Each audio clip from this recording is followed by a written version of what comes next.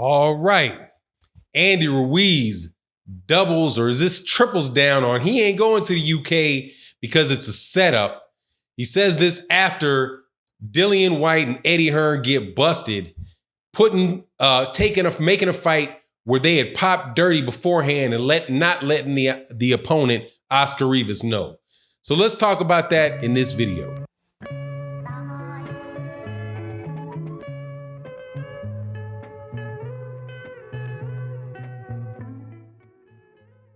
All right, welcome back to the channel, subscribers. If you're not subscribed, please subscribe and hit the bell icon. Also, thank you to everybody that supports the Patreons. We got new, real good stuff up there now. And also, thank you to everybody that comes to the live stream, supports the live streams through the Cash App, through the Super Chats. You guys' support is much, much, much appreciated. So, let's get into this, man. Continually having this conversation about whether or not Andy Ruiz and Anthony Joshua are going to be fighting each other in the rematch of that one-sided beatdown that Andy Ruiz handed Anthony Joshua when he came to New York City a couple months ago. Now, Andy Ruiz came out and said, I'm not going to the UK. You want me to go to the UK? I need $50 million to go to the UK.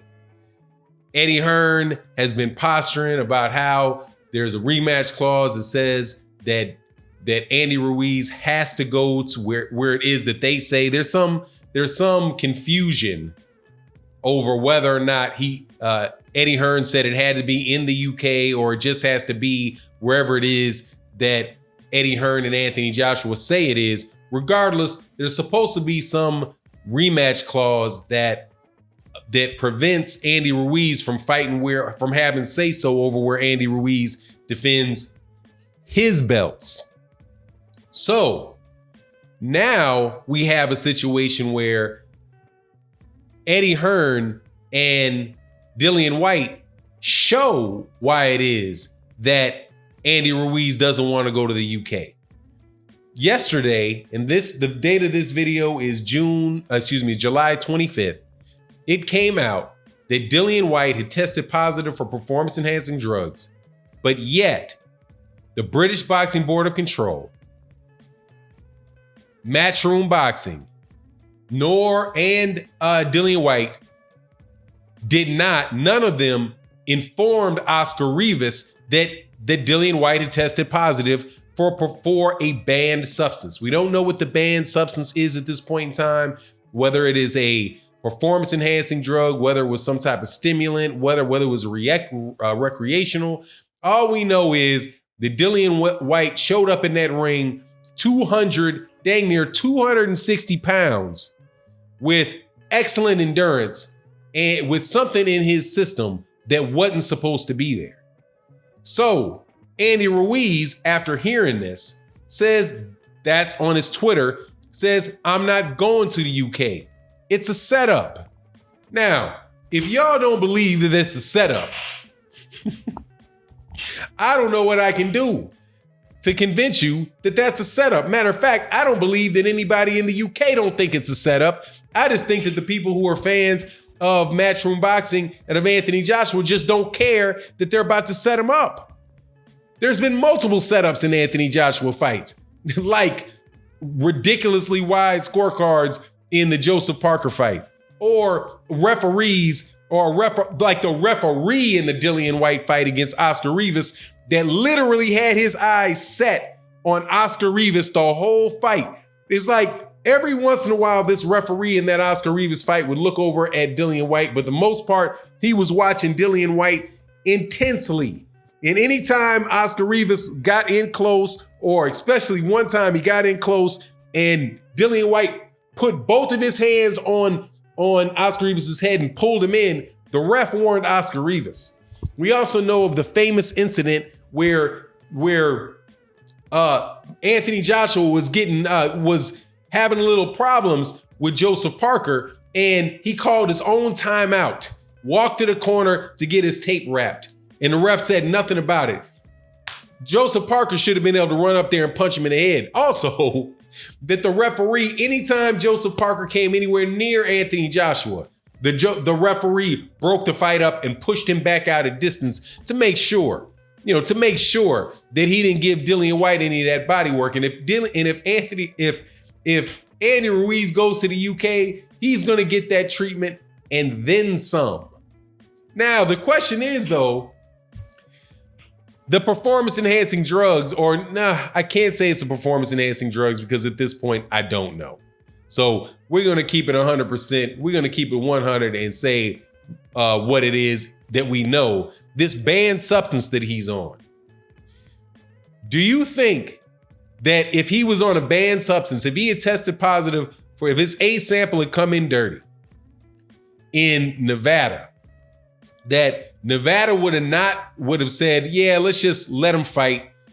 We're not going to wait. We're not going to wait for the B sample to come in to test the B sample to see if it was a false positive or not. We're not going to inform the WBC and we're not going to inform the sanctioning body. We're not going to inform the other fighter. We're just going to let the only people that are going to know this, hush, hush, is you, Eddie Hearn, you, Dillion Whyte, and us. And we'll wait until after you get your mandatory, after you've jumped on the mic and talked about how you're now the mandatory for Deontay Wilder before we let anybody know. Just sweep it right underneath the rug, right? And I do understand, shout out to Cali Enigma, I was listening to this morning show this morning, that he came on just, intermittently or anyway, he was on this morning and he said, somebody in the comment section said that Eddie Hearn had requested a court order to prevent the results of the B sample from becoming public. Dog, you can't make this stuff up, man. Eddie Hearn has got to be one of the biggest crooks in all of boxing. So he wants Andy Ruiz to go over there to defend Andy Ruiz's belts. After Anthony Joshua looked like a limp noodle in the United States, actually, he hasn't looked that good in his last couple fights in the UK, but I have a suspicion that they might find some of them extra power pellets over there to get him feeling a little better for that rematch. Now I'm just kind of messing around on that, but I'm dead serious at the same time. Eddie Hearn has no credibility in this matter. Andy Ruiz is very smart to not do it. Now, this also answers this question that I've received a lot, where people say, well, that Dillion Whyte, and this is what Eddie Hearn said about Andy Ruiz. Andy Ruiz knows what he signed in the contract. He knows that, that he signed up for this and he's got to abide by this contract or he's going to have major legal ramifications, right? So threatening them in the media. The simple fact that he has to threaten them in the media makes me feel like, you probably ain't got a foot to stand on with all that posturing. But do you think, as an ethical question now, for the people that thought that Andy Ruiz should just keep his commitment, do you now believe that he should keep that commitment? If that was a commitment, do you believe that he should do that commitment now?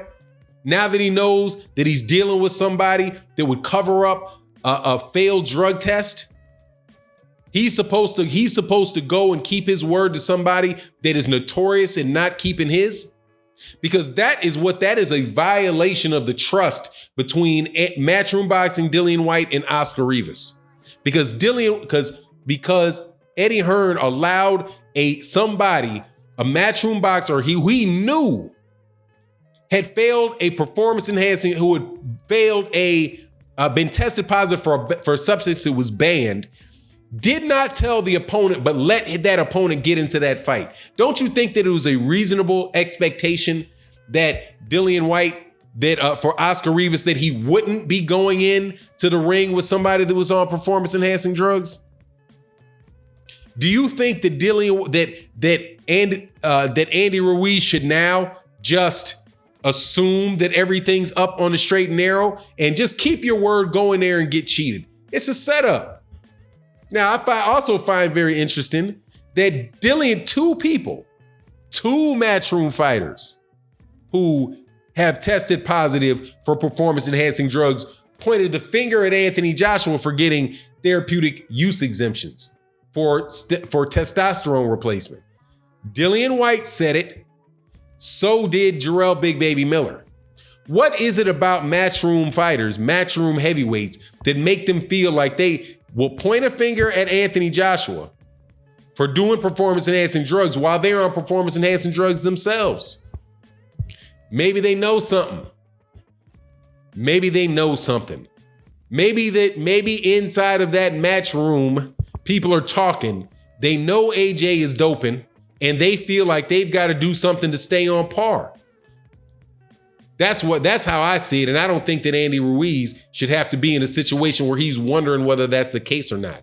He needs to be somewhere that is neutral, somewhere with neutral referees, neutral judges, somewhere with neutral testing protocols, and not in a neutral commission.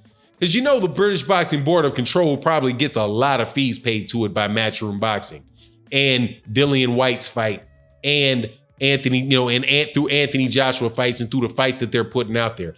I'm quite sure that there's a little bit of money getting passed from one to the other, seeing as they're the ones that have to sanction the fight. And they ain't sanction it for free, even if they are a government organization. So anyway, it is what it is. Let me know what you think in the comment section. And with that, I'm out. Peace.